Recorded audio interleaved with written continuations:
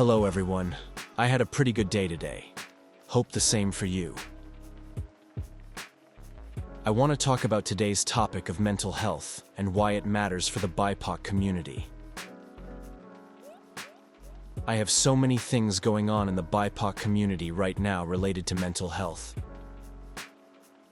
I just want to recognize that there's so many needs that people have. There's therapists and doctors, and the list goes on and on.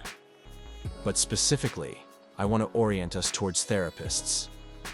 If you don't have any therapists you can relate to, maybe when it comes to therapists, you want a BIPOC therapist, or a male therapist, or an LGBTQ therapist, someone that matches your needs specifically.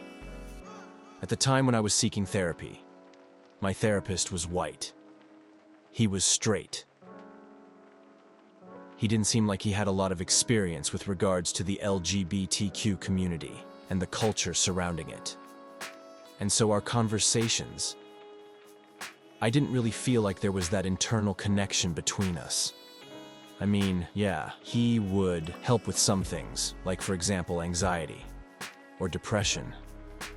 But those two things, they were surface level. When I wanted to get onto the in-depth conversations, talking about my everyday life and my experiences with discrimination, racism, being a black male. For example, I remember one evening I went out on a date, and after our date, we decided to go on a walk at night, and my date heard something, and I'm like, "What's wrong?" And he's like, "Oh, nothing. I would prefer for you not to know what I heard.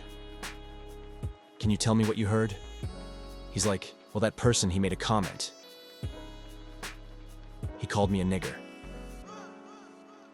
And I'm like, "Oh." And that was really heavy. And just kind of like where I was in that moment. I was like, they don't understand me. And that type of experience is a form of discrimination. And it's really hard to bring that into therapy because they don't understand. They don't understand like the BIPOC experience. And that's only one example that I have. And I think that it is important to have a BIPOC therapist to be able to connect with. I think it's the same thing when it comes to interpreters.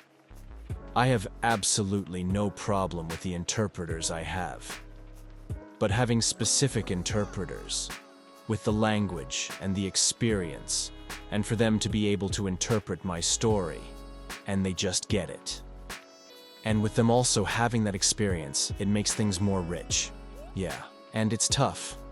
You know, going through life with different limitations brought onto me by other people. Something that I'm recognizing. Those days I noticed more people in the deaf community talk about mental health, which is great. But I didn't see many BIPOC people doing that. And if we were to think about many generations ago, there were many black people brought here because of slavery. Their experiences and triumphs with discrimination and the oppression of having their rights revoked. The opportunities and having to navigate those things just weren't there for them.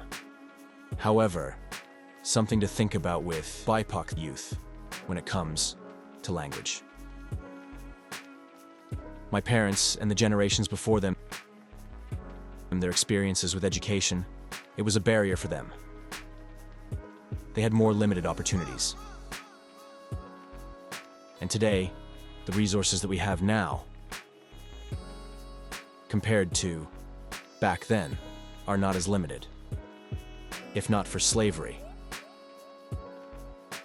I am sure we would have more opportunities and resources for us now. Posting these vlogs on my Instagram regarding mental health and spread awareness. I really hope that it helps you. I hope it would help more BIPOC people understand that you are not alone. you have more representation with regards to your mental health. What I went through could help them understand. It's nice to see other BIPOC representation in mental health. I grew up never seeing a black man on a TV show or in any commercials talking about mental health. I didn't really see people talking about mental health until I got to college, especially in the deaf community. I don't really see that many BIPOC individuals or from the deaf community. I want to see more from that. If you are BIPOC and you see this video, I want to let you know that you are not alone. Because I'm here. In the future, we will talk more deeply about this topic. Don't forget to subscribe to the Loud Podcast.